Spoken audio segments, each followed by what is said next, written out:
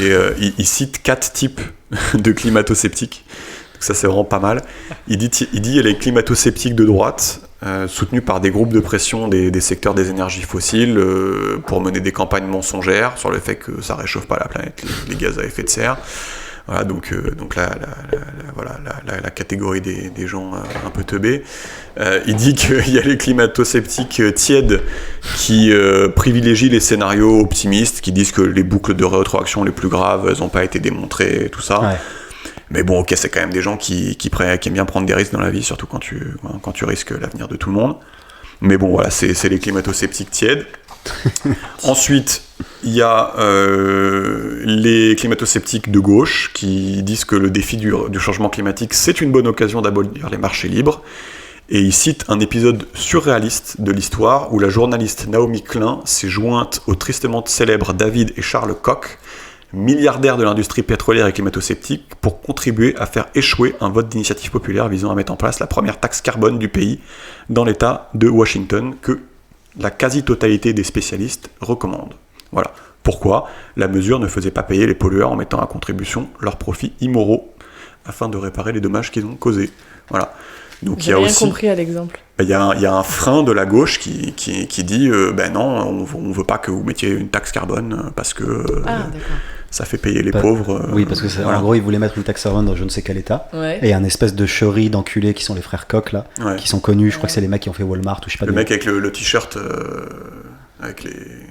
Ils vendent des t-shirts, des chemises extravagantes. En gros, c'est des milliardaires climato-sceptiques. Ouais. J'ai oublié quelle est la source de leur film, mais bref.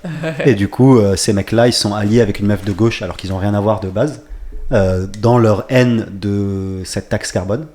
Et en gros, les frères Koch, c'était parce que ils voulaient s'enrichir, ils s'en battaient les couilles. Ouais. Et elle, c'était parce que ça taxait tout le monde et pas uniquement. Ah ouais, d'accord. Voilà. Ça devenait un combat. Ce qui est en soi complètement con, parce que je donne mon avis, mais si tu mets, il donne son. Si tu mets une taxe carbone et que tu génères X de bif, il y a rien qui t'empêche de rembourser les pauvres à teneur de X. Que tu leur as déjà pris avec la taxe carbone, il n'y a rien qui t'empêche de les rembourser. Ça va juste réduire la consommation de tout le monde et habituer tout le monde à consommer moins. Et l'argent qui te reste, tu peux en faire des alouettes en papier et le brûler et ça sera quand même utile. Non, si tu le brûles, c'est pas ouf. Non, ok, tu peux l'enterrer et tu peux faire des cocottes en papier avec. Donc ouais, moi je trouve que c'est effectivement, ça n'a effectivement pas grand sens. La troisième catégorie de climato-sceptiques qui fait un peu chier, c'est les écologistes traditionnels et leur hostilité aux solutions techniques. Notamment, ils citent le nucléaire, qui est, je crois bien, il dit placé en priorité face à la lutte contre le CO2. Voilà. Donc ça, c'est la quatrième catégorie. Et il le drop, il croit bien. Il drop le truc. Il y a des mecs qui se sont écharpés pendant 1000 ans et tout sur lui. Il dit ouais, je crois bien que je pense quand même. Voilà. Je pense quand même. Voilà.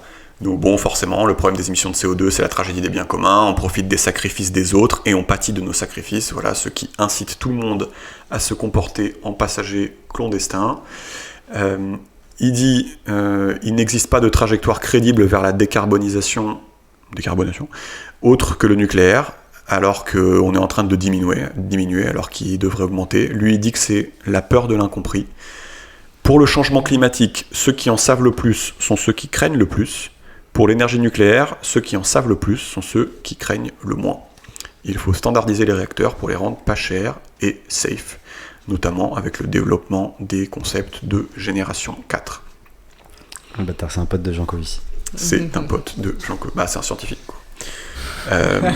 C'est un mec qui sait. Ouais, le bâtard. Je vais arrêter d'être partisan. On sait l'opinion d'Alexa sur les écolos. Donc, on va... Les écolos traditionnels. Il porte les écolos dans son cœur. Voilà, donc ensuite... Mais du coup, attends, ce qu'il dit quand même, c'est que en gros, les écolos sont leurs propres ennemis, quoi. Là, ce qu'il dit, c'est que les écolos, c'est des climato-sceptiques dans le sens où ils estiment, si j'essaye de donner de mettre leur position sur un piédestal. Il a envie de leur pisser à l'arrière. Pas du tout en plus. Pas du tout. Mais non.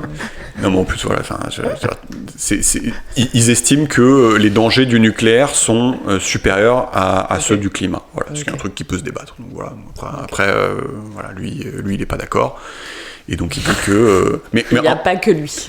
Non, mais en même temps, même si on dit que le nucléaire c'est hyper dangereux et qu'il ne faut pas en faire, machin, t'es quand même rangé dans la catégorie des gens qui sont climato-sceptiques, dans le sens où ils considèrent que c'est pas la priorité, quoi.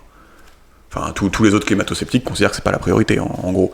La personne qui veut pas faire la taxe carbone, elle dit bah non, la priorité c'est les pauvres. Personne de droite, elle dit la priorité c'est de faire chier. Je sais pas ce que c'est la priorité quand tu crois pas au changement climatique, mais...